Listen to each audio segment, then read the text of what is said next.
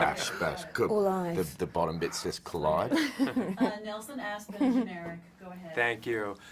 You three make a beautiful family. Tell me about the experience, how these performances were coaxed out of you. Was it the writing? Was it the rehearsing? What was it? The experience out in the woods? Tell me about becoming a family. In many ways, I think if a script is really fantastic, and the crew are as good as the crew that we had, that our job is kind of already done for us by being cast and then put together in these great scenarios.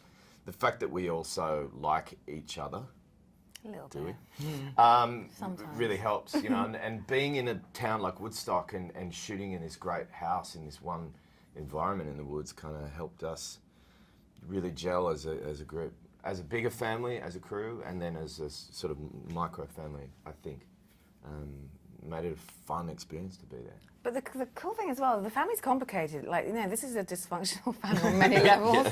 So we didn't like each other all the time, and that was okay. You know what I mean? It's like, you know, it's a fairly intense experience in terms of just being, you know, in a single environment most of the time in that crazy house. And, you know, sometimes you want your space, sometimes you come back together, sometimes you go and do your own thing. And, you know, it all feeds into an authentically messy, complicated family, I think. What was the experience like off camera? How did you guys spend your time when you weren't shooting? Bonding. I was like, for me, it was like I needed to get to know everyone on a personal level in order for me to figure out what the dynamics would be for Travis, I guess. Maybe, I don't know, I just wanted to figure them out, but I also was like, are they the characters or are they people? So it's like, you know, we went grocery shopping. And That's we built right. a fire, and you know, Yeah. we would just hang out. And like with Chris, I went boxing with Chris, so it would be like stuff like that to get to know them, so I can feel like I got to know them in the movie, I guess. There's so obviously the future, or maybe not the not so distant future. Maybe it's next week this takes place. Who knows? It's a bleak picture ahead. Would you describe yourselves as you know, fearful of the future, or are you optimists?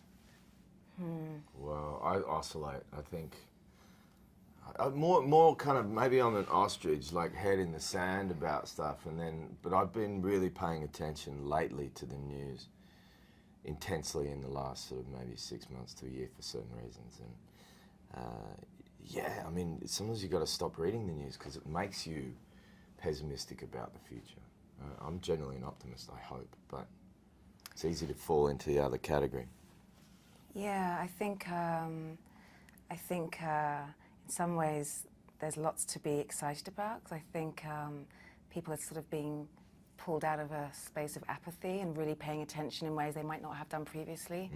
And that's where real potential lies. And if I've learned anything from making a film like Selma, you know, it comes from the grassroots up when the revolution's ready to happen. And so I really feel like that's in the air on many levels. And I think that's a thing to be excited about and positive and optimistic about.